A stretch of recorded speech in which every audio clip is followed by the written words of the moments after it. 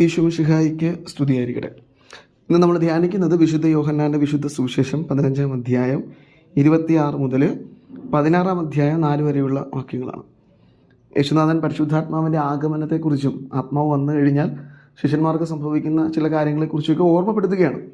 ഇതിനിടയിൽ തൻ്റെ ശിഷ്യന്മാർക്ക് അല്ലെങ്കിൽ ക്രിസ്തുവിന് സാക്ഷ്യം നൽകുന്ന മനുഷ്യർക്ക് സംഭവിക്കാനിടയുള്ള ചില ദാരുണമായ സംഭവങ്ങളെക്കുറിച്ചും യേശുനാഥൻ ഓർമ്മപ്പെടുത്തുന്നുണ്ട്.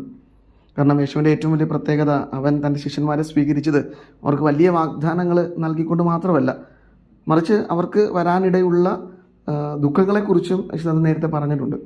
ക്രിസ്തുവിനെ സ്വീകരിക്കാൻ വരുന്നവരാരും സന്തോഷം മാത്രം മുൻനിർത്തി വരരുത്. സങ്കടങ്ങൾക്കിടയിലും അവൻ നൽകുന്നൊരു സമാധാനമുണ്ട്, സങ്കടങ്ങൾക്കിടയിലും അവൻ നൽകുന്നൊരു ആത്മീയ സന്തോഷമുണ്ട്. അപ്പോൾ അതൊക്കെയാണ് അവരിലേക്ക് മനുഷ്യരെ കൂടുതൽ അടുപ്പിക്കുന്നത്.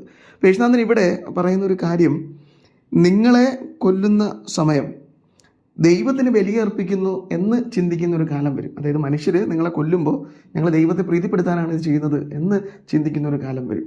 അതായത് ദൈവത്തിൽ വിശ്വസിക്കുന്നവരെ പോലും നിങ്ങൾക്കെതിരെ തിരിയും എന്ന് യേശുനാഥൻ പറയുകയാണ്. ഇന്ന് ആഗോളതലത്തിൽ ചിന്തിക്കുമ്പോൾ ക്രിസ്തുവിൻ്റെ നാമത്തിലുള്ള അല്ലെങ്കിൽ ക്രിസ്തുവിൻ്റെ നാമത്തിൽ വിശ്വസിക്കുന്നവരാണ് ഏറ്റവും കൂടുതൽ പീഡിപ്പിക്കപ്പെടുന്നത്. അവർ പീഡിപ്പിക്കപ്പെടുന്നതിൻ്റെ ഒരു കാരണം പോലും ക്രിസ്തുവിൽ വിശ്വസിക്കുന്നു എന്നത് മാത്രമായി മാറുന്നുണ്ട്. അപ്പം അങ്ങനെ പീഡിപ്പിക്കപ്പെടുന്നവർ, വേദന അനുഭവിക്കുന്നവരൊക്കെ ഓർക്കേണ്ട ഒരു കാര്യമുണ്ട്. യേശുവിനോട് നിങ്ങൾ താതാമ്യപ്പെടുകയാണെങ്കിൽ ക്രിസ്തുനാഥൻ നിങ്ങളും എനിക്ക് സാക്ഷ്യം നൽകും എന്ന് പറയുന്നുണ്ട്. ഈ പീഡനങ്ങളുടെ ഇടയിൽ, ഈ മരണത്തിൻ്റെ നിഴലിൽ പോലും ക്രിസ്തുവിനോട് ചേർന്ന് നിൽക്കുമ്പോൾ ഞാൻ ക്രിസ്തുവിന് സാക്ഷ്യം നൽകുന്നവരാണ്. ഈ സാക്ഷ്യം നൽകുന്നതിനെ കുറിച്ച് യേശുനാഥൻ ഇന്ന് സുവിശേഷത്തിൽ പറയുന്നത് വളരെ മനോഹരമായ ഒരു കാര്യമാണ്. അതിങ്ങനെയാണ്, ആരംഭം മുതലേ എന്നോട് കൂടെ ഉള്ളവരായിരുന്നത് കൊണ്ട് നിങ്ങളും എനിക്ക് സാക്ഷ്യം നൽകുമെന്നാണ്. അപ്പം ഞാൻ എൻ്റെ ജീവിതത്തിൽ ദുഃഖങ്ങളിലോ അല്ലെങ്കിൽ സങ്കടങ്ങളിലോ പോകുമ്പോൾ ക്രിസ്തുവിൻ്റെ നാമത്തെ പ്രതി അതിലകപ്പെട്ടു പോകുമ്പോൾ ചിന്തിക്കണം, ഞാൻ ക്രിസ്തുവിനോട് ചേർന്ന് നിൽക്കുന്നവനാണ്. ആരംഭം മുതലേ അവനോടുകൂടെ നിന്നവനാണ്. എൻ്റെ ഈ വിശ്വാസത്തിൻ്റെ കാതൽ ക്രിസ്തുവിനോടുകൂടെ ഞാൻ തുടക്കം മുതലേ നിൽക്കുന്നു എന്നുള്ളതാണ്. അപ്പോൾ ഞാൻ ഇപ്പോഴാണ് യേശുവിനെ അറിയുന്നതെന്ന് വിചാരിച്ചാലും, അല്ലെങ്കിൽ ഞാൻ ഇപ്പോഴാണ് ക്രിസ്തുവിൻ്റെ കൂടെ നിൽക്കുന്നതെങ്കിലും, ഞാൻ അപ്പോൾ മുതൽ ക്രിസ്തുവിനോട് കൂടെ ചേർന്ന് നിൽക്കുന്നവനായി മാറുകയാണ്. ക്രിസ്തുവിൻ്റെ ജീവിതത്തോട് ചേർന്ന് നിൽക്കുന്ന ഒരു മനുഷ്യനെ മാറുകയാണ്. അപ്പോൾ ഞാൻ ക്രിസ്തുവിനെ വിശ്വസിക്കുന്നത് മുതലേ ഇനി ക്രിസ്തുവിൻ്റെ പേരിൽ എന്ത് പ്രശ്നങ്ങളുണ്ടായാലും ഞാൻ അവനെ വിട്ടുമാറാൻ നിൽക്കുകയാണെങ്കിൽ ഞാൻ അവൻ്റെ ജീവിതത്തിൽ എന്നെ തന്നെ താതാമ്യപ്പെടുത്തുകയാണ്. യേശുനാഥൻ വളരെ വ്യക്തമായി ഇതിനു മുമ്പും പറഞ്ഞിട്ടുണ്ട്.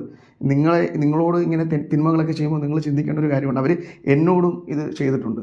അപ്പോൾ ഞാൻ ക്രിസ്തുവിനെ പ്രതി പീഡനങ്ങൾ ഏൽക്കുമ്പോൾ ഞാനും ഒരു ക്രിസ്തുവായി മാറുകയാണ്. ഇനി യേശുനാഥൻ പറയുന്നുണ്ട്, ഞാൻ സാക്ഷ്യപ്പെടുത്തുകയാണ്. ഈ സാക്ഷ്യം യഥാർത്ഥത്തിൽ നൽകുന്നത് പരിശുദ്ധാത്മാവാണ്.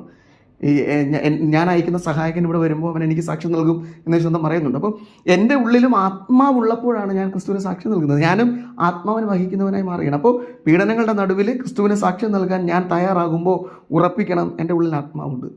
ക്രിസ്തു എനിക്ക് നൽകിയ സഹായകന ആത്മാവ് എന്നെ ധൈര്യപ്പെടുത്തും. അപ്പോൾ ഇത് ഞാൻ എൻ്റെ മനസ്സിൽ പതിപ്പിക്കേണ്ട ഒരു കാര്യമാണ്. ക്രിസ്തുവിനെ പ്രതി പീഡനങ്ങളേക്കാൻ ഞാൻ എൻ്റെ മനസ്സിനെ തയ്യാറെടുക്കണം. അതിനെ സഹായിക്കാൻ ആത്മാവിൻ്റെ സാന്നിധ്യം എൻ്റെ കൂടെയുണ്ട്. നമ്മൾ വീണ്ടും പരിശുദ്ധാത്മാവിനെ സ്വീകരിച്ചതിൻ്റെ ഓർമ്മ പുതുക്കുന്ന പെന്തക്കോസ്തയിലേക്ക് അടുക്കുകയാണ് ഈ ദിവസങ്ങളിൽ. നമുക്ക് പ്രാർത്ഥിക്കാം, ആത്മാവിൻ്റെ അഭിഷേകം ക്രിസ്തു സാക്ഷ്യത്തിന് എന്നെ ഒരുക്കുന്നതിന് അനുഗ്രഹിക്കണമെന്ന്. യേശുനാഥൻ അതിന് നമ്മെ സഹായിക്കട്ടെ. ആമേൻ.